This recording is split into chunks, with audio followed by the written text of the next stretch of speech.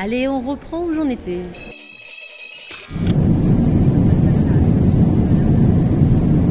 Bonjour à vous qui êtes derrière votre écran, je suis arrivée à destination. Nous attendons le bus pour nous rendre à l'ashram de Hama.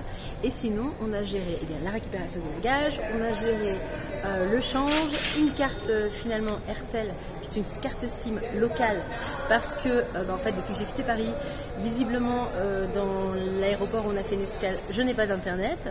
Et je suis arrivée ici, pareil. Donc du coup, ça coûte 6 €. Voilà, je ne vais pas m'embêter, j'ai pris ce qu'il fallait.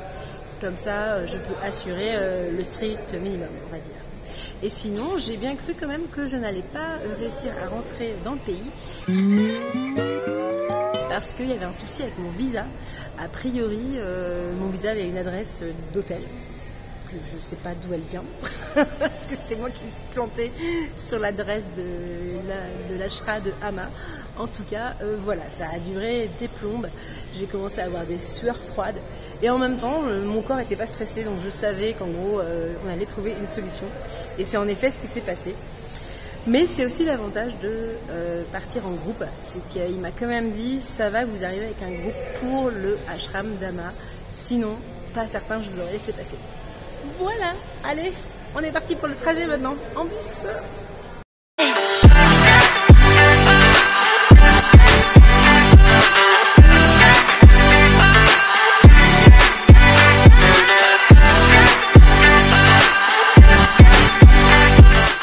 Youhou!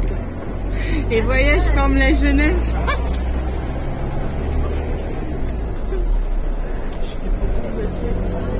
C'est excellent. Un trajet en bus qui m'a semblé interminable, 4 heures avec une petite pause pipi. On a eu un petit souci au démarrage, donc ce qui fait qu'on est parti plus tard et énormément de travaux sur la route.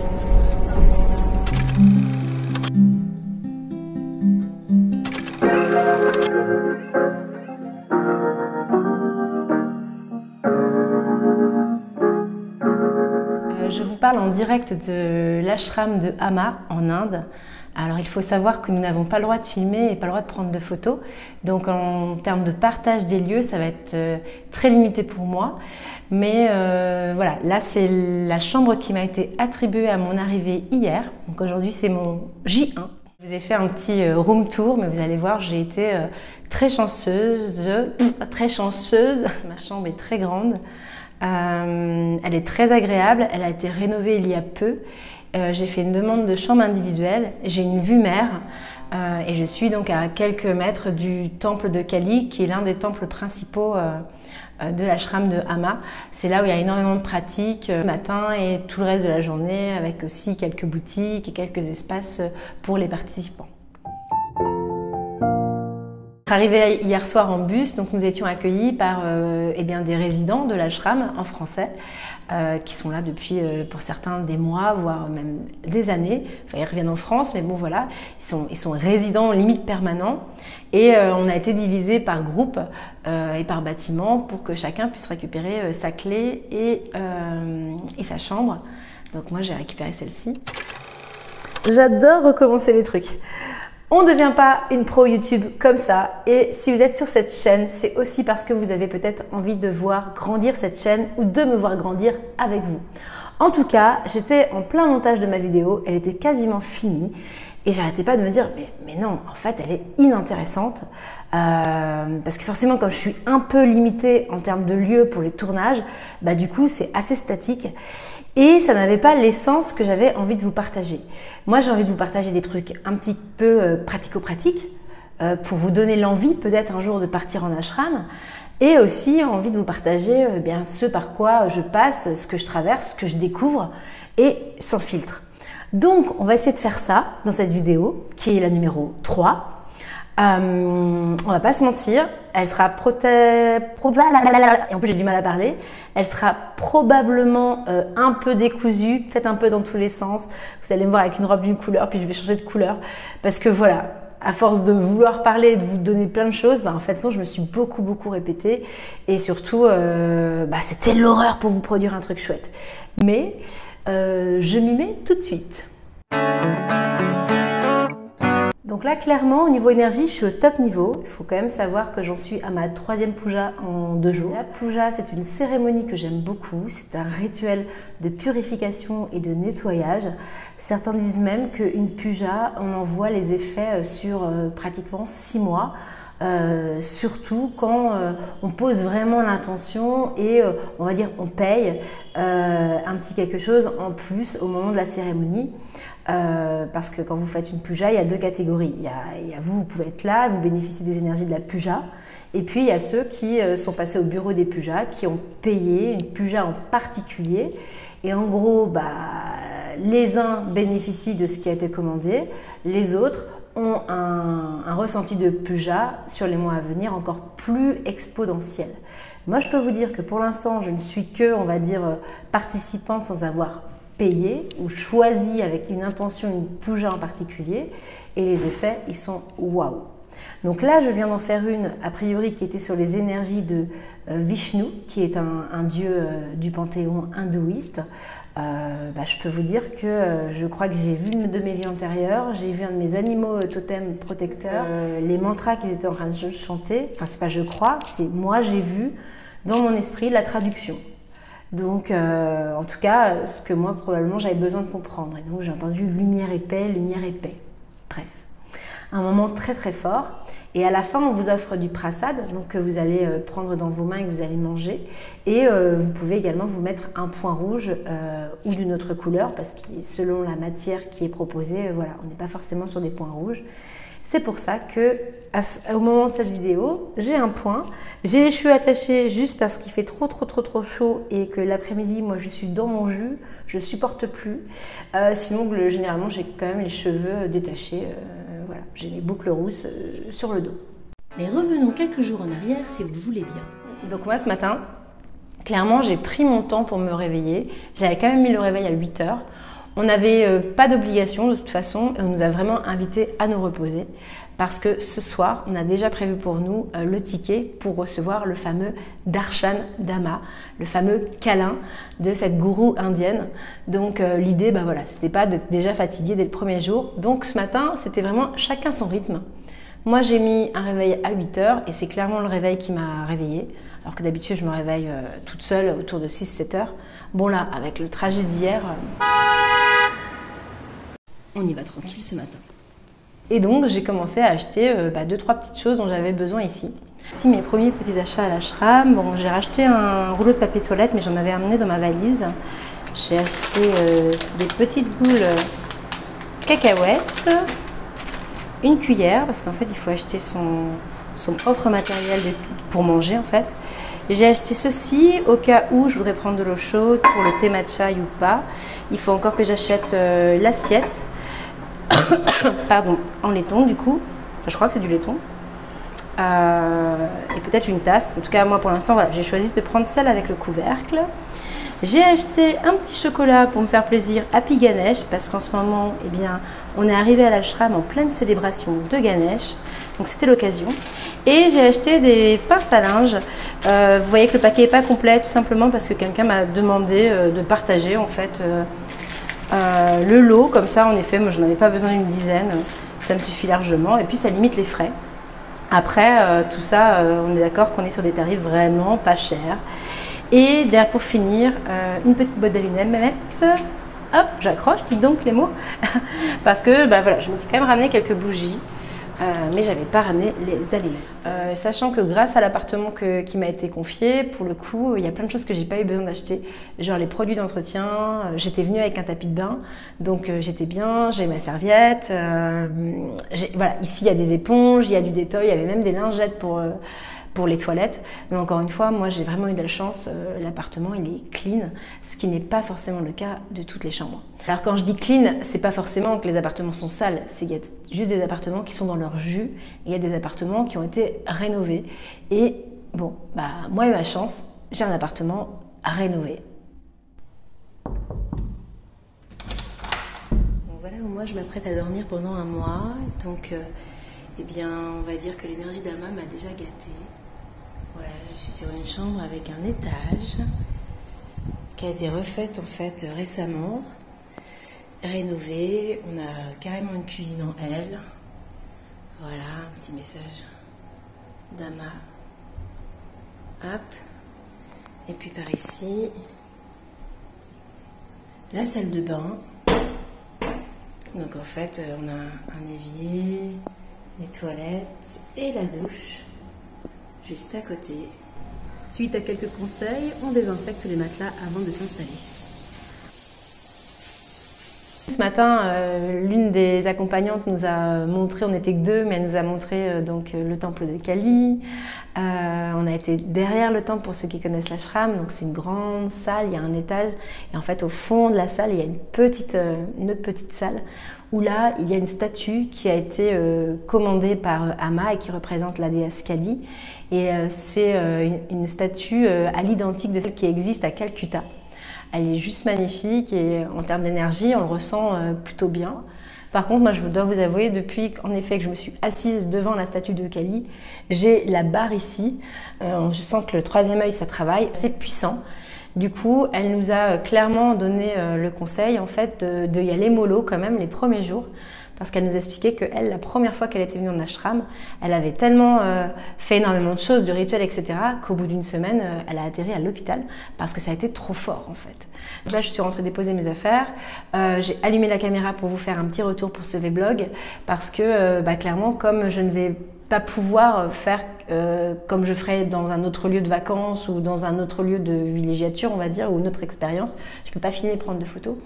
Les espaces pour vous témoigner ce que je vis, finalement, ils vont être assez courts parce qu'on sent bien que ça va être intense en fait ici, si on veut faire un maximum de choses et profiter, et puis rencontrer aussi les autres personnes qui sont avec nous.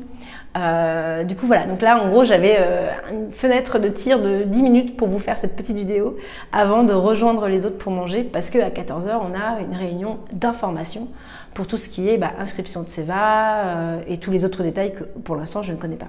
Voilà. Donc là, je vous avoue, je vous quitte parce que j'ai faim.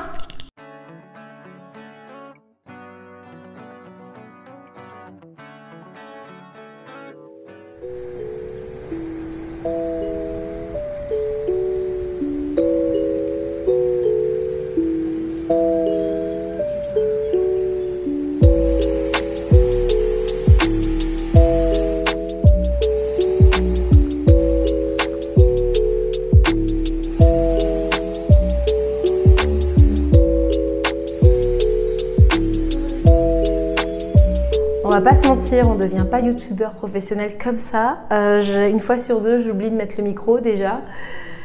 Mais c'est good. Je me suis rendu compte en faisant une vidéo précédente, qui sera identique à celle-là ou presque, que j'ai énormément de choses à vous partager et que ça part dans tous les sens. Parce que, bien sûr, l'idée c'est pas que j'y passe des heures, parce que j'ai toute une expérience à vivre dans l'ashram avec les autres et dans la recherche d'intériorité. Donc je vais essayer de faire les choses bien pour vous transmettre des choses que je traverse et en même temps je pourrais certainement pas aller aussi loin que ce que j'aurais voulu parce que déjà parce que j'ai peur de vous ennuyer, on va pas se mentir et parce que voilà, il y a aussi des choses à vivre sur place. Alors là, ce que je vais vous partager, c'est déjà vous dire pourquoi aujourd'hui voilà, j'ai une étole et j'ai un petit collier sur moi. Donc il faut savoir en fait que dans l'ashram, il y a des boutiques d'occasion. Donc j'ai acheté une étoile blanche afin de cacher en fait quand je porte des t-shirts. Parce qu'en fait quand on porte des t-shirts, mine de rien, la poitrine de la femme est très visible. J'ai des petites manches et tout. Et rappelez-vous, dans les codes vestimentaires dont je parle dans une vidéo précédente, c'est pas des choses qui sont acceptées dans la culture indienne. Et donc, un t-shirt, c'est encore trop voyant. Donc, il est bon, on va dire, de camoufler avec une épaisseur supplémentaire. Donc, je me suis acheté 2 étoiles, celle-ci et une autre un peu brodée, qui ira très bien avec ma robe jaune, peut-être pour la outfit de demain. Et ce petit collier, c'est un mala, donc qui contient 108 perles. Et je suis super contente parce que là, je l'ai payé 30 centimes. Je l'ai payé 30 centimes parce que je l'ai acheté dans cette boutique d'occasion et qui m'a fait clairement de l'œil. Donc voilà, j'ai enfin un mala. Ça fait des mois et des années que j'en veux un et j'avoue, les tarifs qui sont pratiqués en France, je bug, clairement je bug. Donc j'arrivais pas et puis il n'y avait rien qui m'appelait au moment où je me penchais pour en acheter, donc bref. Et bien donc j'aurais acheté mon premier mala en Inde, 30 centimes, je suis trop contente, trop 30 centimes, donc c'est l'équivalent de 30 roupies. Cette vidéo, je la finirai là-dessus, sur mon ressenti vis-à-vis du darshan de Amma. Sachant que depuis, j'ai également donné le prasad à Amma, mais ça, j'y reviendrai dans une autre vidéo, je pense. Et voilà, il s'est passé d'autres choses. Enfin, c'est assez intense et vif. Et j'ai trouvé mon seva aussi. Donc, j'ai trop hâte. Je commence la semaine prochaine. Je vais revenir sur le darshan après. Le seva, donc ce fameux service désintéressé. Rien n'est obligatoire, mais un seva, c'est quand même important parce que l'ashram ne fonctionne que grâce au bénévolat.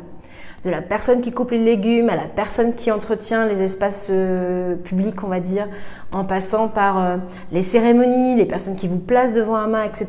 Tout ça, ce sont des bénévoles. Ce sont ce que l'on appelle des sevas. Quoique pour tout l'espace d'Arshan, je crois que c'est en plus des sevas. Je crois que c'est tellement une bénédiction d'être auprès d'un mât que ça rentre pas dedans. À vérifier. Donc ce seva, moi pour le moment, je me sentais pas, j'avais pas l'élan. Déjà, moi, le bénévolat, c'est quelque chose d'assez compliqué. Je suis déjà chroniqueuse pour une web TV en bénévole. C'est déjà suffisant pour moi. J'ai un rapport au bénévolat qui est très dur. Donc, j'apprends au fur et à mesure. J'apprends aussi à baisser mes égos là-dessus. Mais voilà où j'en suis. Et aujourd'hui, je le fais avec grand plaisir pour cette web TV. Là, le seva en ashram, j'ai déjà eu du mal à m'y plier lors de mon passage à l'ashram en France. Ici, clairement, je freine des cas de fer. Maintenant, je freine avec conscience et j'observe ce que ça vient chercher chez moi. Et aussi, je m'autorise, parce qu'encore une fois, ce n'est pas obligatoire et on me l'a bien redit plusieurs fois. Je m'autorise parce que cette année, pour moi, c'est une année quand même assez compliquée émotionnellement et au niveau fatigue et autres. Je ne rentrerai pas dans les détails de cette vidéo parce que ça n'a pas d'intérêt. Suivez d'autres vidéos pour en savoir peut-être un peu plus ou suivez-moi sur les réseaux. Mais bon, bref, ce n'est pas le sujet de cette vidéo. Les personnes qui ont fait des burn-out, les personnes qui sont peut-être anciennes, les personnes qui ont eu une année compliquée, etc., il est tout à fait concevable que le seva ne soit pas une priorité. Et moi, je me suis autorisée ces jours off, déjà parce que c'est ma première fois en Inde et qu'il faut que je m'habitue au climat. Et pour l'instant, j'ai quand même assez de mal. Le matin, ça va. Passé midi, 13h, le soleil est au zénith. Là, j'en peux plus. Là, perso, je suis dans mon jus. Vous voyez, je me suis mis à l'abri dans mon appart, même si j'ai coupé le ventilo le temps de faire cette vidéo, sinon c'est ingérable. Clairement, là, moi, je suis typiquement au moment de la journée où je supporte plus rien. Donc déjà, voilà, le temps de m'acclimater, pas de seva. Ensuite, je viens aussi actuellement avec des contraintes, donc les contraintes respiratoires dues à mon asthme. J'ai encore mes brûlures qui peuvent pas trop être exposées au soleil. Enfin bref, plein de choses qui font. Ce sont certainement des excuses que je me donne, mais voilà, qui font que je n'ai pas envie de me retrouver dans une situation où je dois dire au gars des seva, alors désolé, je peux pas faire ça parce que si, je peux pas faire ci parce que ça, je tiens pas accroupi parce que j'ai telle maladie, etc., etc. Non. Donc c'est vrai que pour moi, c'est un gain de temps et d'énergie de ne pas l'expliquer et donc du coup, je ne vais pas vers le seva. Et aussi parce que j'ai la croyance de me dire que le seva qui me convient allait arriver, comme ça un peu sur un plateau d'argent. Sachant que normalement le seva, vous n'êtes pas censé trop le choisir et que dans la journée, on voit un monsieur avec des panneaux, par exemple, qui vous invite tous les midis à éplucher des légumes, à faire la vaisselle, à aider une personne qui a un fauteuil roulant, etc. Donc finalement, c'est un peu ça. Je me suis dit, j'attends. Mon seva parfait va arriver. Et puis justement, ce matin, de ce 3e jour, je fais une marche avec une Française et qui me dit qu'à 10h30, il faut qu'elle s'en aille pour son seva. Elle a un seva qu'elle a déjà fait, assez sympa. Elle fait de la peinture et à l'époque, elle avait dessiné des petits Ganesh. Et là, c'est vrai que je lui dis direct, je sais qu'on n'a pas le droit de vraiment choisir son seva, mais je me sens appelée par ton seva. J'aimerais bien me pencher sur un truc très méditatif, très artistique aussi. Parce que clairement, c'est un peu la recherche que j'ai en ce moment. Thérapeute, artiste, bref. Je trouve que voilà, ça sonne bien. Est-ce que tu peux demander à la personne qui gère ce seva si elles ont besoin de personnes supplémentaires? Donc elle est partie à son seva et elle m'a retrouvée à midi. Elle m'a dit au fait pour ton seva, c'est bon, tu commences la semaine prochaine, mercredi à 10h. Voilà, donc je suis super contente. Elle m'avait quand même demandé avant si je savais tenir un pinceau, si je pouvais te concentrer et si en gros tu n'étais pas comme ça avec un pinceau. Et du coup, je lui ai montré les photos du Tribal Makeup. C'est un soin que j'ai canalisé en 2021 qui consiste à peindre le visage des gens avec des choses très basiques, hein, des points, des ronds, etc. C'est un soin voilà, que j'ai canalisé, mais du coup, oui, j'arrive à avoir cette concentration et ce geste un peu précis. Donc, me voilà avec un super Seva, où aussi je vais être en position assise, ce qui va être pour moi aussi d'un grand repos par rapport à d'autres choses. Mais voilà, donc là, pour le coup, cette fois-ci, je peux vous le dire, j'ai hâte de le faire, ce Seva, et de donner ma contribution à l'ashram. Pour aujourd'hui, je vais m'arrêter là parce que j'ai pas envie que ces vidéos soient trop longues à regarder, parce que vous aussi, derrière votre écran, vous avez énormément de choses à vivre dans la vie réelle et ça, ne l'oubliez jamais. Ça me ferait grandement plaisir de lire vos commentaires. Ça me ferait grandement plaisir si vous partagez cette vidéo à quelqu'un qui peut-être en a besoin dans son chemin d'éveil et de spiritualité. N'hésitez pas à liker et puis abonnez-vous si vous avez envie de découvrir encore plus de mon parcours, de mes partages et de tout ce que j'ai à cœur aujourd'hui de partager avec vous. Voilà. Je vous embrasse et puis n'hésitez pas à mettre en commentaire les petites choses que j'aurais oubliées, que vous avez envie que je parle, comme par exemple le prasad, le jour où j'ai donné le prasad à Ama. Voilà, pour pas que j'oublie de vous en parler en vidéo. À bientôt. Pas à pas, je viens vers toi.